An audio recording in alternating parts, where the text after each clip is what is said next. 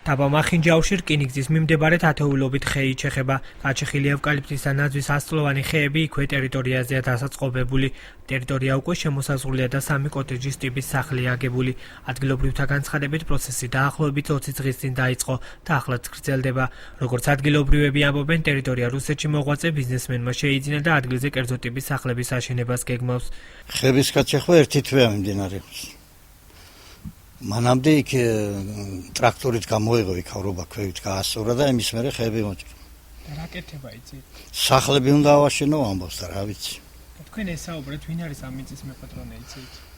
მეპატრონე არ ვიცი, ვიღაცას მიუყიდია, ბანკში იყო ჩადებული ეს მიწაო და მე ბანკიდან შევისყიდე ასე მითხრა. მე ასე ვიცი, რომ გააკეთოს უნდა რაღაცა კორპუსი და გააკეთოს. ასე თქვეს ხალხმა და მე რა ვიცი. როგორც გაირკვა, ტერიტორია ელგუჯა ადამიანმა აუქციონის წესით შეიძინა. მისი განმარტებით ადგილზე 2 საცხოვრებელი სახლის აშენებას აპირებს. ამბობს, რომ ხეების გაჩეხვის ნებართვა ქალაქის მერიისგან მიიღო. სახლი უნდა დაიდგას, 2 სახლი უნდა დაიდგას, პროექტი გაკეთებულია, ხელმოწერილია ეს და ყველაფერი.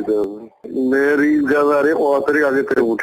სამწე ვიყავი ბათუმში და ამ ხეების გულისთვის ვაკეთე სამ რაზრშენი არავერი ყოველდღე მე არ მომკიდე რაღაცა. საკითხთან დაკავშირებით კომენტარს ბათუმის მერიაში ასევე გამწვანებისა და ლანდშაფტური დაგეგმარების სამსახურში არ აკეთებენ.